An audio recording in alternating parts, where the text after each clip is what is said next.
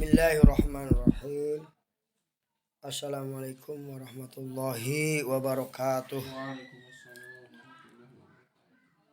Alhamdulillah wa syukurillah wa la hawla wa la quwata illa billah.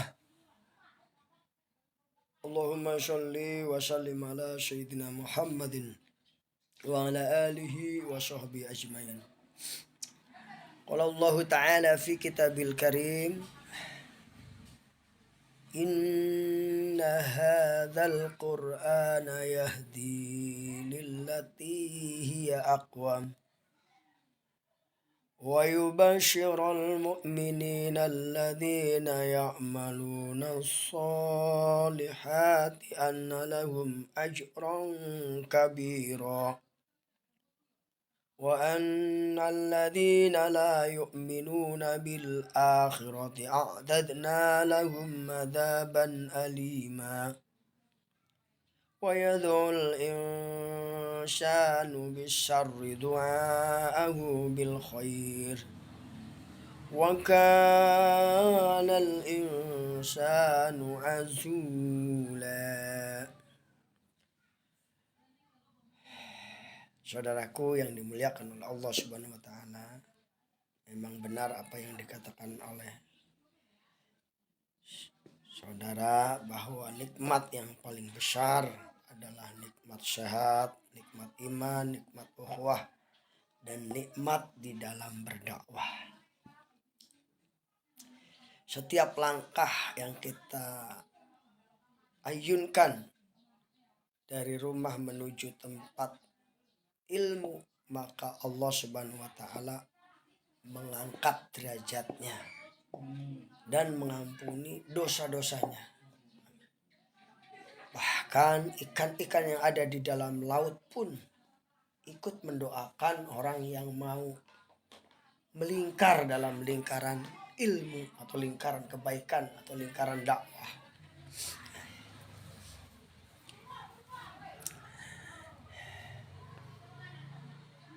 Allah Subhanahu wa taala telah berfirman di dalam surat Al-Isra ayat 9 ini bahwa sesungguhnya Al-Quran ini memberi petunjuk jalan bagi jalan yang lurus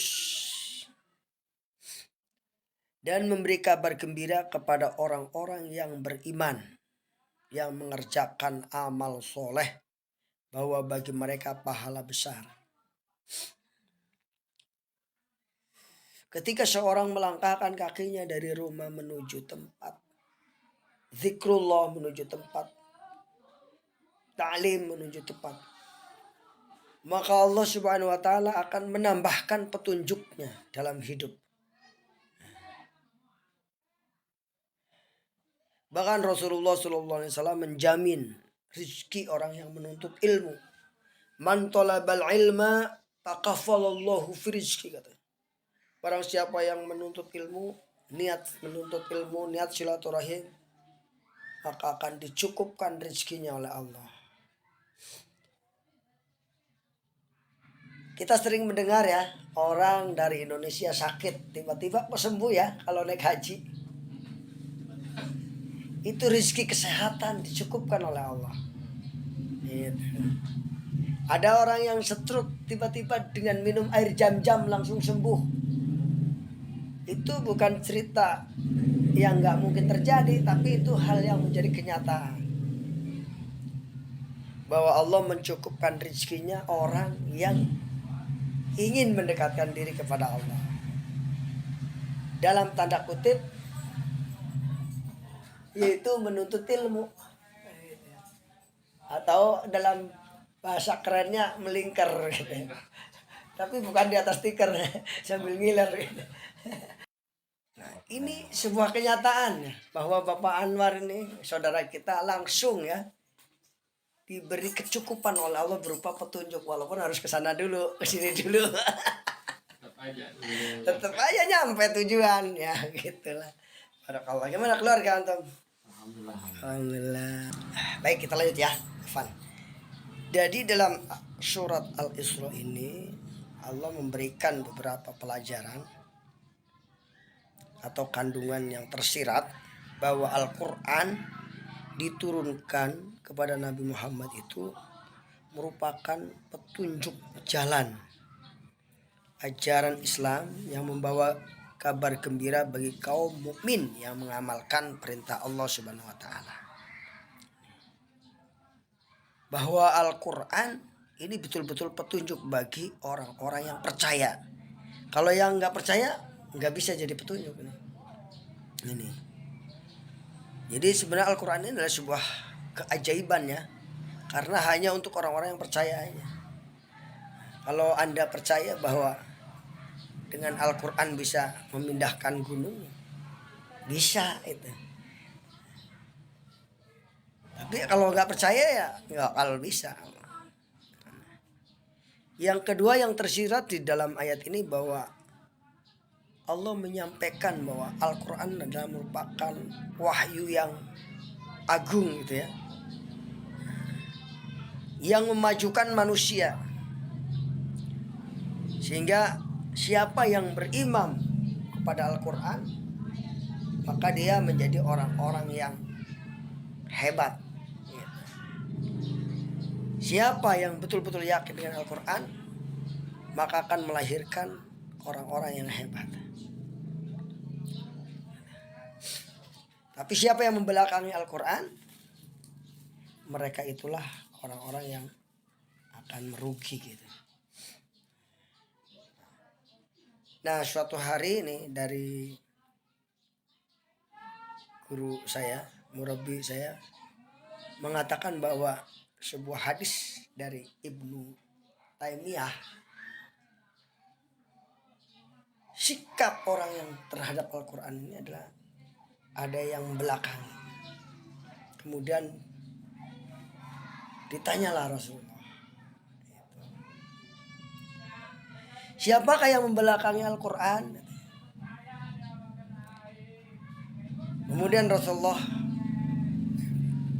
yang dikutip dari pendapat Imam Ibnu Taimiyah mengatakan, man ta'allamal Qur'an, man ta'allamal Qur'an, barang siapa membaca Al-Quran, mempelajari Al-Quran, walam yatadabbaru, man qara'al Qur'an, bukan ta'allamal, man qara'al Qur'an, barang siapa membaca Quran, walam yatadabbaru, tetapi dia tidak mau mentadaburi maknanya, sekedar baca aja lah, sekedar setor gitu.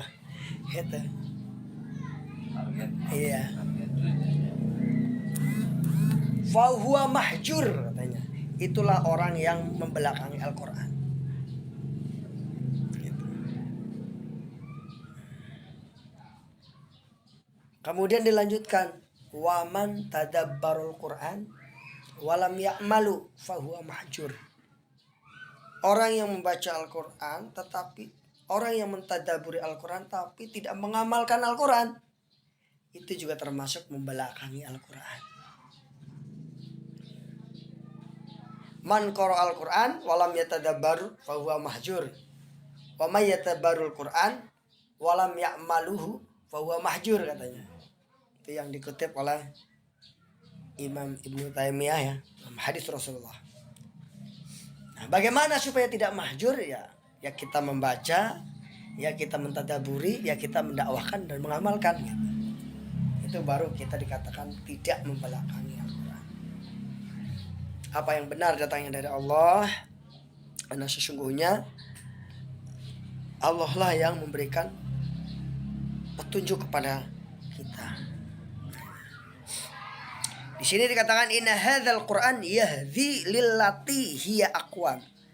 Sesungguhnya Al-Quran ini memberikan petunjuk kepada jalan yang lurus gitu. Aqwam. Jalan yang enggak belok-belok. Sudah jelas gitu. Jadi langsung menuju surga ya. Atau Anwar itu jalannya udah lurus, lempeng gitu.